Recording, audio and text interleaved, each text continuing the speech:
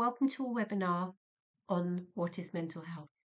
I'm the Senior Mental Health Lead at school, here to support children with their mental health and well-being. Mental health has an impact on children's feelings, how they behave and think. It is vital that we look after children's mental well-being, as it has a direct impact on their development, on learning and on their friendships. What is mental health? Well, mental health includes the emotional, psychological and social well-being. It affects how we relate to others, how we handle such stressful situations, and also the choices that we make. Good mental health creates a foundation for healthy development. It helps children deal with things in life that come along and knock them. It helps them build resilience. It gives them those coping skills that they will need to use throughout life. There are a number of signs that indicate that your child has good mental health. Being able to focus, to have a love of learning, to show curiosity and enjoyment, to be able to adapt to new challenges and process information. Having a positive self-image, having confidence, being able to accept failures, to show pride in their achievements, and have a realistic view of their abilities. Being able to form meaningful relationships and have connections with their family and friends. Being able to resolve situations and conflicts and show others empathy.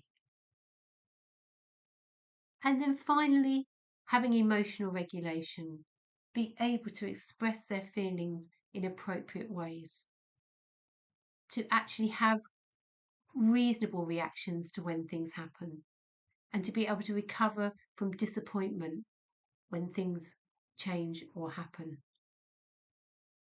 There are, of course, some challenges in mental health for children, and these are just a few that may recognise. Anxiety, so an excessive worry, a fear of separation that carries on for more than a few weeks, over weeks and months. Being able to come to school or struggling to come to school, struggling and reluctant to participate in activities that they would normally love and enjoy. Behaviour may change. They may refuse to do things that you ask them to do. They may become angry easily. They may have an emotional outburst that seems extreme and disproportionate to what is happening or the situation. They may be really sad, and it may be persistent sadness. They may again lose interest in activities. They become irritable. Their sleep patterns might change, and their appetite and eating may alter. And then you have the SEND need of ADHD. This is where children have difficulty sustaining attention. They act as though their motor is continually running. They're hyperactive. They're impulsive. They struggle with organisation and completing tasks. We do need to remember that it is okay to feel anxious when something happens that causes you to feel anxious. It is okay to feel worried. It's quite normal to feel emotional and to feel angry when something has happened that made you upset. All of these feelings are very normal if they are in a response to a situation or an event that has happened. Luckily, there are a number of ways that we can support children with their mental health to ensure that they have good mental health. One of the important things is to make sure that you give them a chance to talk about how they feel, to be able to listen without judging, to be able to validate their emotions, to say, I understand why you feel that way.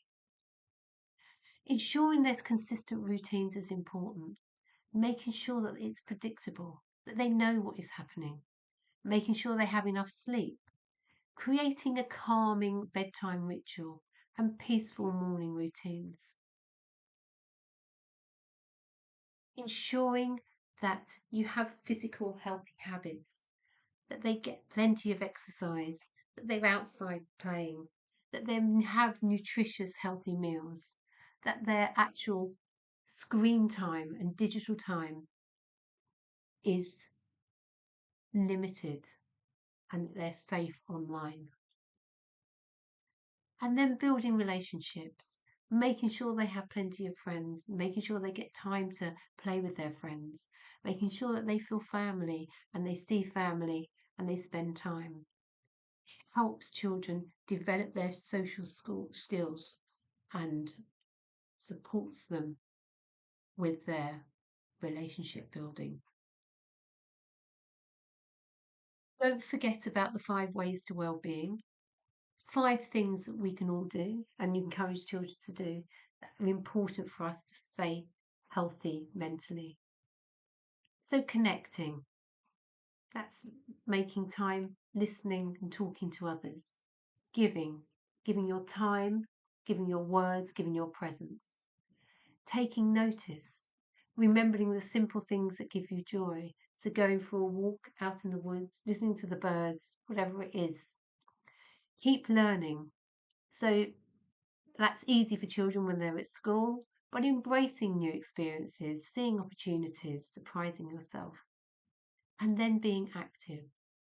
Do what you can, enjoy what you do. Make sure that you get out there and do some physical activity.